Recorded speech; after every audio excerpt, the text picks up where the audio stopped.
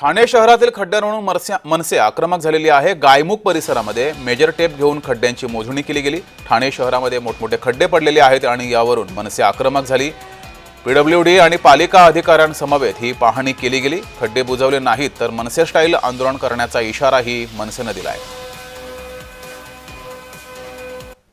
इथे मंडळी 1000 कोटीची निधी आणली, 15,000 कोटीची निधी आणली, 20,000 कोटी निधीचे आकडे फेकतात, परंतु प्रत्यक्षात जर तुम्ही रस्त्यावर आलात तर ते सगळं भोतांड आहे, ते सगळं खोटं आहे।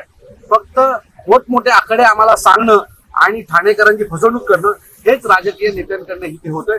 घोडबंदर रस्त्याची परिस्थिती अतिशय वाईट आहे। घोडबंदरला पाणी नाही, रस्ते नाही, खड्ड्यांचा प्रश्न, कचरा उचलायला लोक नाही, अशा अनेक समस्या घोडबंदरला आहेत आणि फक्त नवीन टॉवर उभं करणं आणि नेत्यांच्या बोलबच्चन ऐकणं एवढंच घोडबंदरला आता काम राहिलेलं आहे।